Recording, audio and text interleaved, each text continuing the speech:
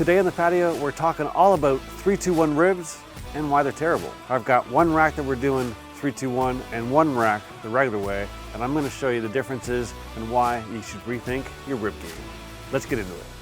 What's up, barbecue fans? Welcome back to the patio. My name's Jake. You're watching Rum and Cook. Today on the channel, we're talking all about 3-2-1 ribs, otherwise known as mushy ribs. And I gotta tell you, I wasn't sure if people were still doing these. I got introduced to these about 15 years ago. I bought my first pellet grill. It was a Traeger. And I was looking through the recipes and I cooked some 3-2-1 ribs. And I did them like that for a little while. And over the years, I redefined what was good barbecue and I moved on.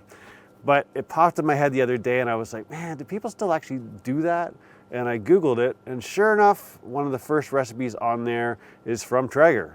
And I know it's a new recipe because it has Super Smoke mode listed in it. So we are following that recipe, slightly modified, but we're following it, and I've got one that I'm doing their way, one the right way. And I'm just gonna show you the differences. But before we can get into that, let me show you how we started this morning. Early, I mean, these are 6-hour ribs, 7 hours by the time you prep them almost. So got up early this morning, we unpacked our Berkshire ribs and we gave them a nice good trim all the way around there. In this recipe, it does call to remove the membrane. So first I took off that skirt that's on there. I trimmed a bunch of that extra little fat that was on the back of it. And then we trimmed around the sides. And then I pulled off that membrane. Now, for me personally, on a St. Louis style rib, I typically leave the membrane on. When you pull that off, you can see just how much fat is attached to the membrane, and what happens is, if you leave it there, there's a bunch of fat that will render out and keep those ribs nice and juicy. But I followed the recipe, I pulled off that membrane. If you don't want to do it, just score it. That's a happy medium. And then I just trimmed off the one floppy end that's got almost no meat and it's got a really small bone in it. And on the other end, I had my pieces had that bone right at the edge. So I just took that bone off. So we had a little bit of extra meat on that one end. So we did that to all 3 racks. And then what we did is we pulled out our PS Seasonings Blue Ribbon competition style rib. Give you a shot of it right here. I have actually not used this before, but as you guys know, I've been using the same rub for many, many years. But I was picking up some jerky from PS Seasonings. They are our channel partner. I've got a link down below. But I'm gonna be doing some jerky videos coming up. And I saw this, I'm like, you know what? Let me try something different. So we did try that, put a heavy coating on the bottom, a heavy coating on the top. And then what I did is I let that soak for almost 20 minutes. Now, you can see how it looks before the rub starts to soak in there, and look at it at 20 minutes. I mean, the ribs are glistening. All that salt has pulled out all that moisture and it's gonna suck it back in there. They were still looking pretty when I pulled them outside here. And then what we did is we put them on the rack, on the top rack, and I fired up the Yoder. I set it to 180. At 180, even 160, the Yoder puts out a bunch of smoke. We put them on the top rack. You might notice one rack went missing. That's on another smoker for something else. But I picked the 2 biggest racks, the ones that were the meatiest. That way you guys couldn't say I had a really thin rack and that's why it overcooked. And then I let them go for 3 hours. So here we are, 3 hours in. It's time to wrap our ribs. As you can tell, I haven't had a chance to shower yet because these ribs take so friggin' long. I had to get up early, I had to prep them, then I let the seasoning soak in for 20 minutes, then I had to get them on the pit. So let's see how we're looking at 3 hours in. They're looking pretty good. They've dried out a little bit, which is to be expected. They look like they've got some smoke in them. We've got a little tiny bit of bone pulled back, but not much at all yet. Let's pull them off and wrap them. First, we'll turn our Yoder up to 225. So first what I'm gonna do is I'm just gonna spray some 50/50 water, apple cider vinegar down, just to give some moisture. Let the Yoder come up to temperature. Now, it's very common to put some brown sugar and some honey or some butter in here. To me, doesn't appeal to me. I mean, there's gonna be a lot of sugar in our rub. There's gonna be sugar in our barbecue sauce. Why do I need more sugar in with my ribs? So I don't do that. If I wanted sugar, I'd order some cotton candy or something like that. It's just too much in my opinion. But you do you at this step. So we're just gonna get some moisture in here. And again, it's just 50-50 water, apple cider vinegar. You could put some sauce in here. Normally I might mix some 50-50 vinegar and sauce, but I don't wanna kind of stray too far from the traditional 3-2-1 ribs right now, so I'm gonna keep it pretty simple. I've got heavy duty foil here. Gonna wrap them nice and tight. And we're gonna put these meat side down because our openings are up the top. Same thing with this guy.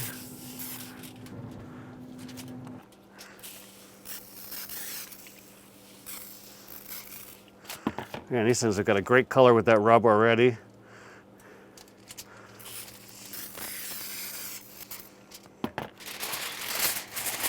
Now what I did is I took the two thickest racks just so they were equal, and I'm just cooking the other rack on another smoker for something else.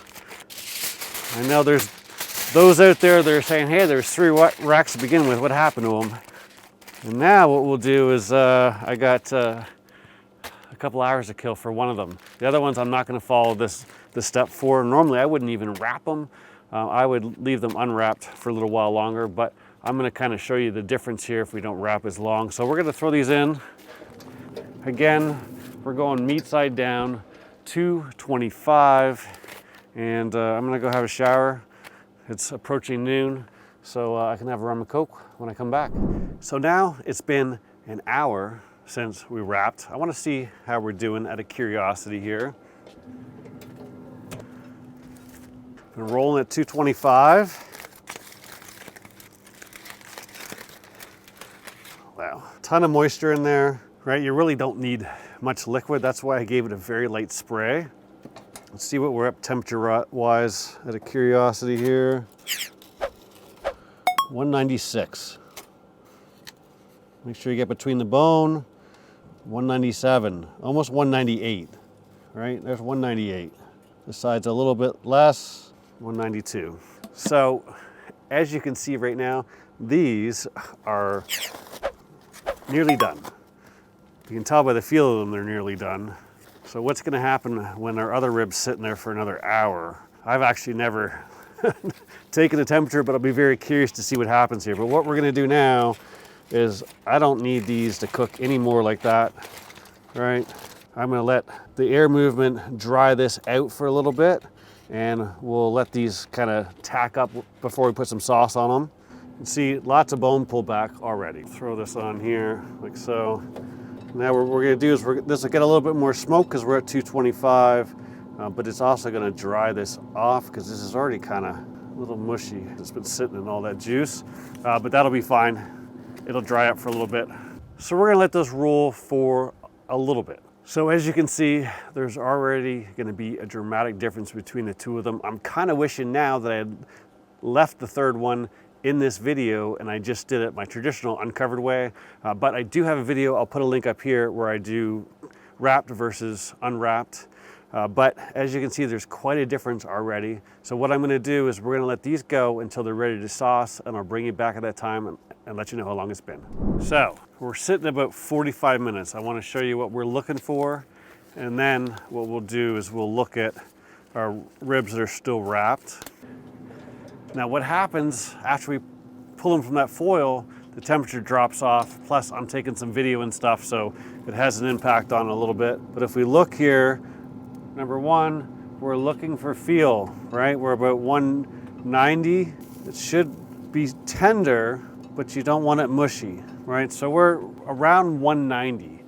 Temperature is a guide, right? If you cook these at 275 for 2.5 hours, we would be at this temperature. Around 3 hours, you're gonna be around that 204. It's a different cooking technique, and you're gonna end up with slightly different results. You wanna use tenderness as your key determining factor. Another way to tell is that I'm picking these up in the middle, and you can see that I'm pulling them up a couple inches with the end still touching, okay? That's a great indicator that we're at the desired tenderness. So it's not all about temperature. use it as a guide, but use your thermometer as a probe as well. So what I've got here, these are ready to sauce, right? They're pretty much done. This is some Jerby's barbecue sauce. I was looking at my barbecue stash and I saw some in there, so we're using a little bit of that, but I do have it thinned out with some apple cider vinegar. That's a great way to kind of have a little bit of a thinner sauce and make your barbecue sauces go a little further. So what we're gonna do here is we're gonna give these guys a nice little coat. And actually what I'm gonna do is I'm gonna start from the bottom.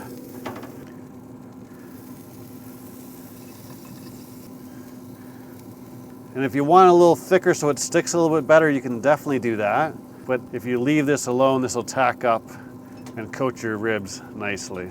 So what I'm gonna do here is I'm gonna give this about 10 minutes to tack up. That'll be about the time when we're supposed to unwrap our 3-2-1 ribs, and we'll look at the differences at this stage. Our 3-2-1 ribs are at the end of the 2-hour wrap. Let's have a look where we're at. Of course, my lighting is a little off because that's just how I roll. Told you these take a long time, so the sun's just going over the house. Let's have a look and see where we're at. All right, so our temperature, 203. I'm surprised that, I mean, they're cooling off pretty quick because we're outside of the pit. Still 202 over here, but like it just feels like mush. Now, when we put these back on, they will come down in temperature and they'll feel a little bit better. But as you can see, look, the bones actually popped out the back. And when I look at the bones, I can almost see around them. Like there is so much fat rendered out. And if I did, I bet you I could actually like almost touch the sides with them. Like they're soft, right? Let's save them by putting them back on the pit and getting them out of this sauce here. So we'll take them over here. I'm going to start them meat side down.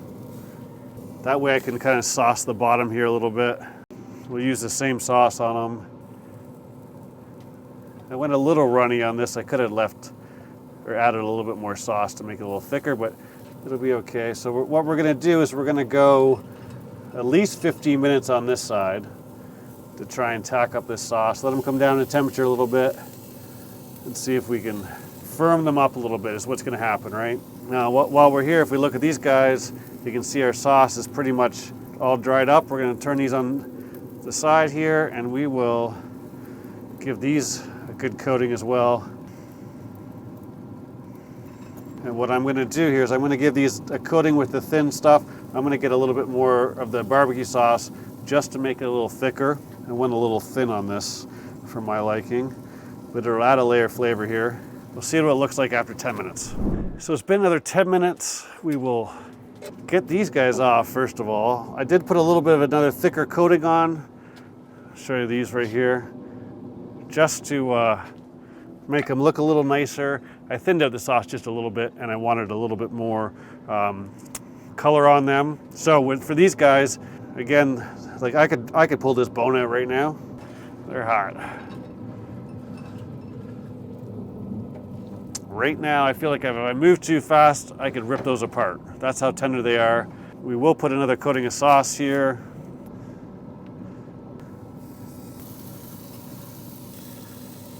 Yeah, a little nicer if it's just a little thicker. The Goldie sauce is really, it's a thin sauce to begin with.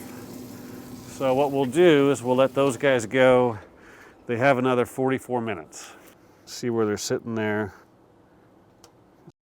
Sauce is going to tack up a little bit more as they start to cool down, but they are done and we will cut into them a little bit and we'll talk about the texture and the moisture on these guys, and then we'll just sit and wait for these guys to finish.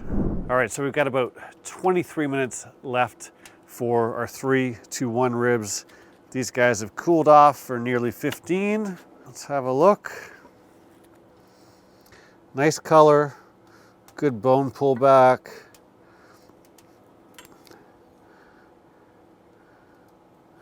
Bottom looks nice. What I'm going to do here is I'm going to take one right out of the middle, maybe. Hold on a second here. Got to look at which way your bones go. Oh yeah. These ones really go over this way.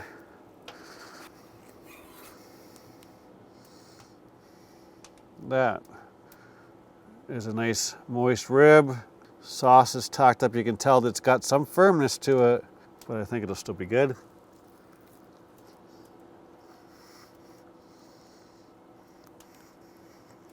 Grab the piece right next to the bone. Nice clean bite. I did one of those cuts where I got not a lot of meat.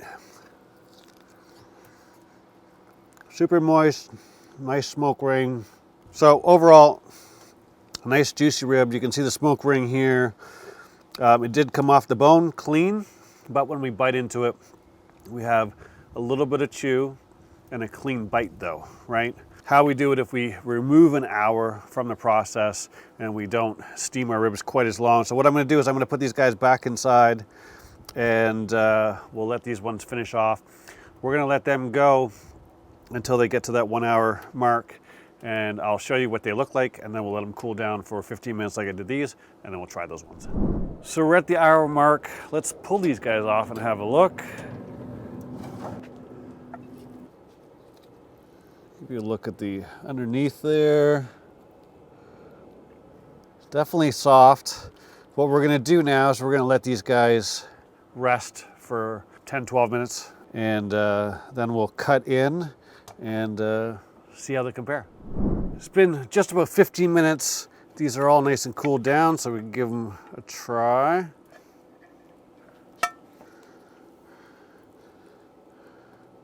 Again, there's what your bottom looks like.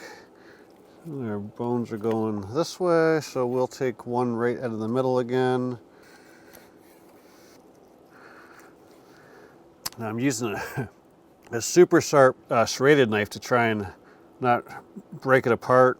So obviously the smoke ring is going to be the same. Got some moisture here. The moisture is almost about the same. Now the one thing I will say, even the other rack, they were not as moist as they should be. I would not wrap in foil for that long.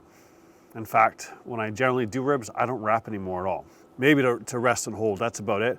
But if you look back and you look at all the moisture that was in that first rack of ribs, you rendered out all the fat and all the moisture out of your meat.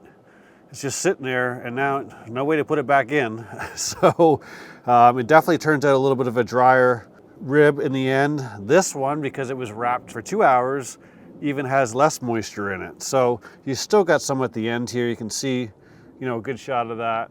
Should be coming across on camera there, but you know, as you get into it, it does dry out. Same thing with the other one. The other one had a little bit more moisture in it than this one did, or does. You're losing a lot of moisture. You're just forcing it out of the meat. And this, if you look at this piece, we will show a shot of the other one. This is thicker. This is a thicker rib than the other one. The other one, I picked the two biggest ones, but this is the thickest one. Wanted to give it a fighting chance there. So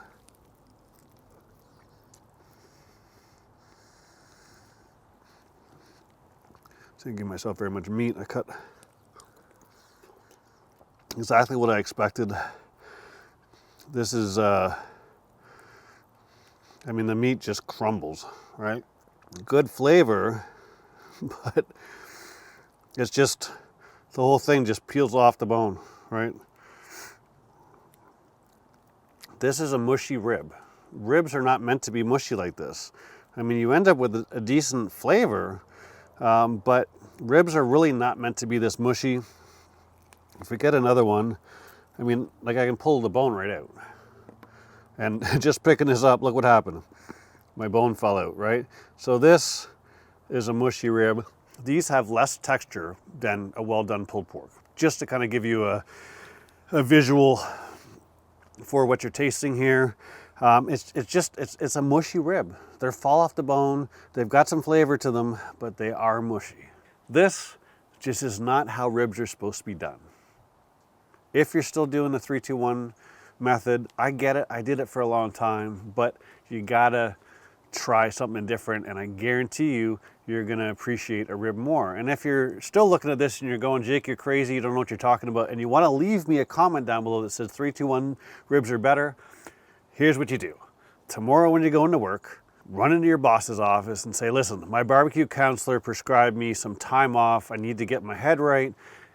And what you do is you get in your car and you drive south. Go to Georgia, go to Texas, go to the Carolinas, and try ribs everywhere until you're sick of eating them. Every single rib you have there is not using this 3-2-1 method. They're gonna have some chew to them, and they're gonna be absolutely phenomenal. When you get done that little adventure, you're gonna have clarity and you're gonna step your rib game up. This is just not how they're meant to cook. They're too mushy and the taste is terrible. I will say the sauce, or sorry, the rub from PS Seasoning is actually pretty good. I did enjoy that piece of it, but these are not ribs that I'm personally gonna eat because they are way too mushy for me. If you wanna see how to do ribs the right way, subscribe, like the video while you're down there. I'm gonna be doing a video real soon on how to do this exact same cut of ribs the proper way. You'll see the moisture difference and they're gonna be delicious. So make sure you subscribe to see that. Real quick before you sign off, I am doing a 25,000 subscriber giveaway contest. Go to my website, scroll all the way down, put your email address onto my newsletter, and you'll be entered to win. I will be announcing more about that as we get closer to 25,000. Thanks as always for watching. I'll see you soon.